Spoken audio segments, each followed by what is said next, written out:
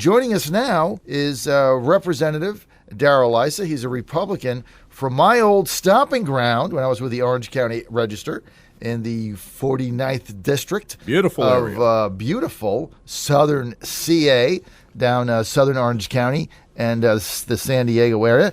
Representative Issa is also the chairman of the House Oversight and Government Reform Committee, and we had an opportunity to talk to each other last evening. The congressman came to McLean, Virginia, and headlined a fundraiser for Lieutenant Governor candidate, former Senator Jean Marie Davis.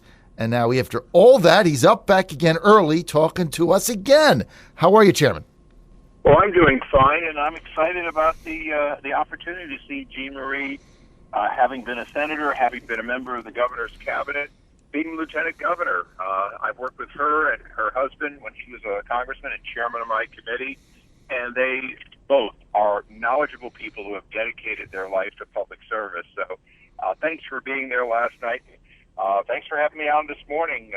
Obviously, what goes on in Virginia is greatly affected by what happens inside the Beltway in our negotiation.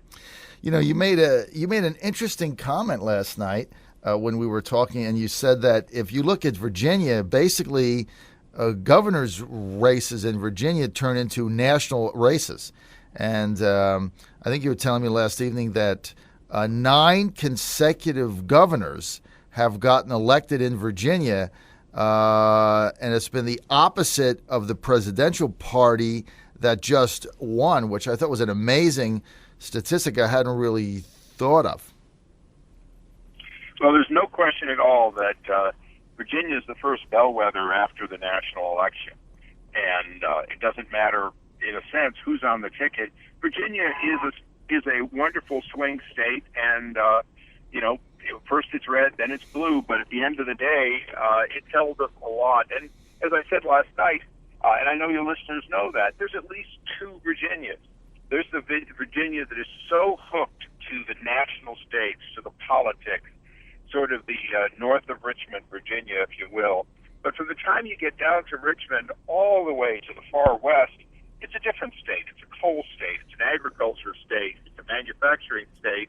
I have friends in Lexington from my days in manufacturing, and right. I'm very aware that what's good for the government sometimes affects northern Virginia, but what's good for the nation affects the rest of Virginia too. And that's a lot of, I think, what we're clearly dealing with here today is in the next few days, we're either going to go the direction of restraining the growth of government, or we're going to continue to be good for the Beltway and bad for America as we take more and more of their tax dollars. It's almost like, because both John and I are former residents of Orange County in the Los Angeles area, it is almost like the 3 Californias with the breadbasket in the middle, Northern California around the Bay Area, and, of course, Southern California. You could, of course, break it down even more than that. But I would ask directly, how, with the work on your House Oversight Committee, can we get through this sequester problem and not affect the residents of the Commonwealth who are so tied to that budget? Well, there's no question, and I'm never going to pull punches with your listeners or with anyone I speak to. There is going to be an effect on government spending, and that government spending is going to affect the contractor community. But as you know, Northern Virginia also is a high-tech area, an innovation area, and a great deal of its growth is not linked directly to government, but rather, quite frankly, is part of Silicon Valley East. When I go to San Francisco and Santa Clara and I see these new tech startups, they almost always have a very solid link back to this area, back to somebody who's providing them tools for their innovation. And so when you look at that, you say, well, if we, in fact, have some constraint, will it slow the growth of many of the companies so linked to be honest, the war spending and a lot of the other areas of government growth? Yes. However, I have no doubt that that's just a hiccup for the Northern Virginia area. That will they grow slower? Yes. But will they grow healthier if we can constrain the growth of government, get to where we're not borrowing drying up the very capital that growing companies need. Mr. Chairman, is it fair to ask the question for us in Virginia, is the short-term pain worth the long-term gain? Well, the answer is yes, but the qualified yes.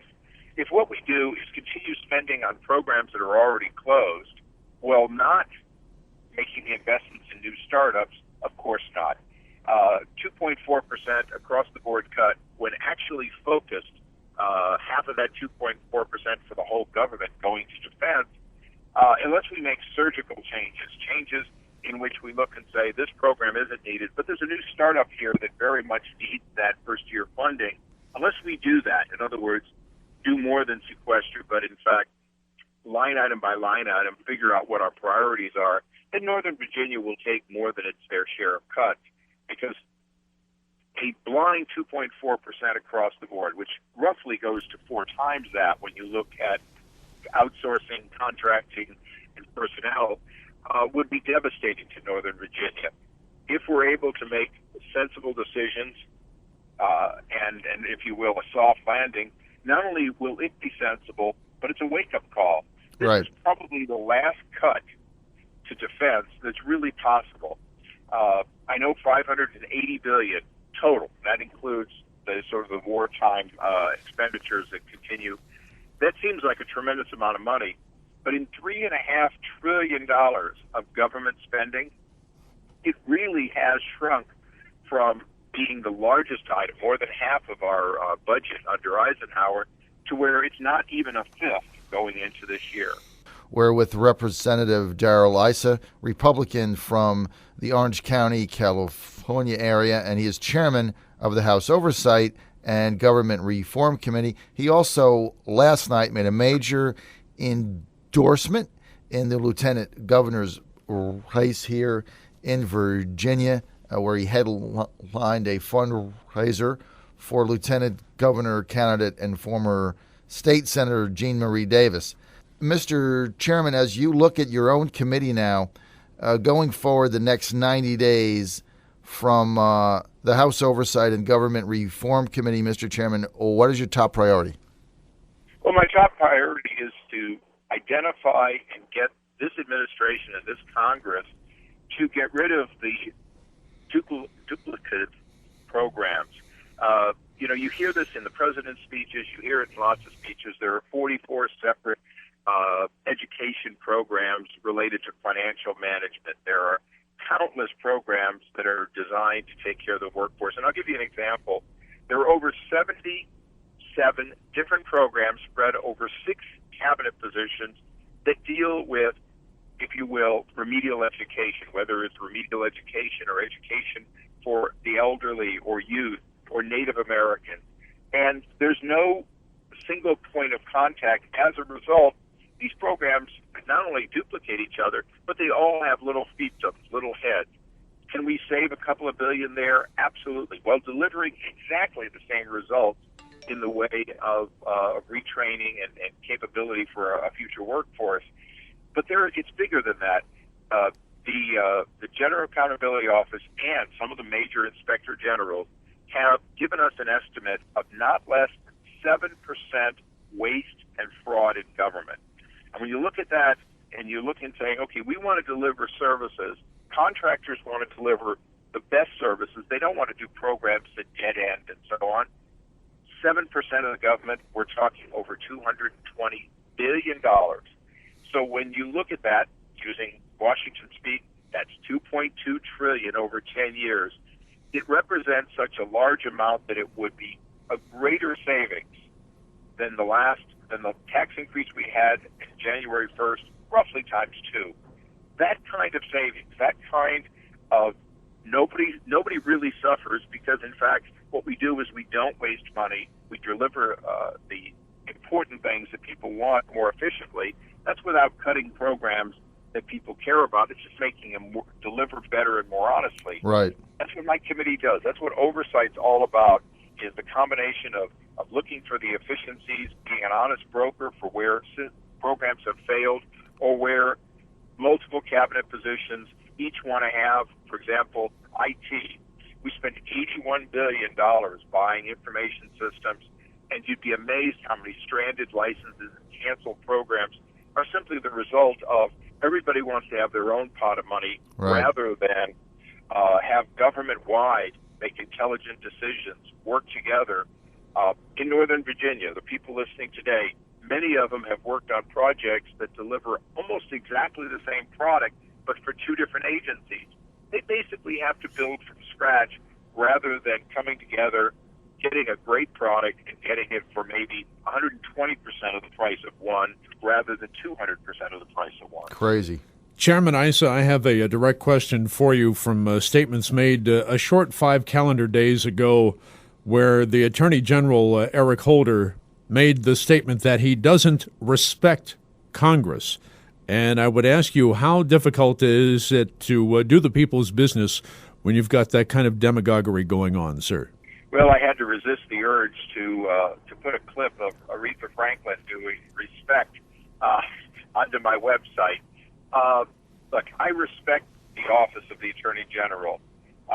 I am disappointed in the Attorney General because what he has done is not lived up to the oath he took to support and defend the Constitution. He promised in his confirmation hearings to be open and transparent and to, in fact, be an honest broker for the American people as the highest law enforcement officer in the land. He fell short of that, not just in Fast and Furious, but in all kinds of areas. One thing that the Attorney General doesn't mention is we continue working with men and women at justice on a host of other areas. It makes it hard when they know the boss essentially stonewalled us on an important investigation. But our job is to go back to work every day. Well, that court case continues to be in the district court here in Washington, D.C. At the end of the day, I believe that the Attorney General is going to be ordered to deliver the information so that we can complete our investigation. And a chapter that has not been seen since Richard Nixon of saying executive privilege means I don't have to tell you about a criminal act we committed will be behind us.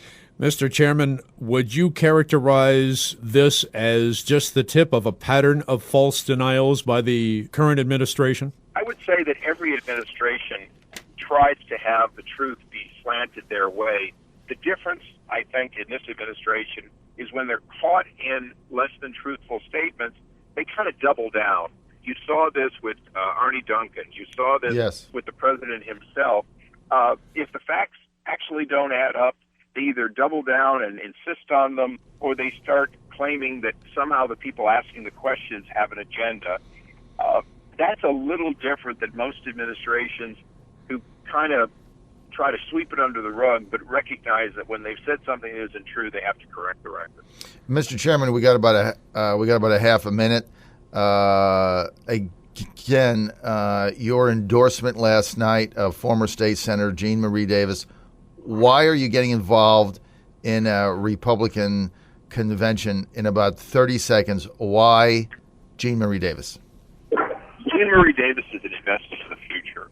She has all the skills from her time in the Senate, her time in the cabinet, to, in fact, go on and do great things for the state. And particularly, I've worked with her with the Republican Governors Association, so I know that she also is extremely good both on behalf of your governor and on behalf of a broader group at bringing together consensus, getting things done, working with other states. You don't usually get a candidate for lieutenant governor that knows the first, last names, the wives, the families of virtually every Republican governor in the country. That kind of capability to team is something that I think is a great investment in the future for Virginia. Mr. Chairman, we are up against the clock. We have to thank you for your time and hope that you'll come back again and talk to us two ex-Californians.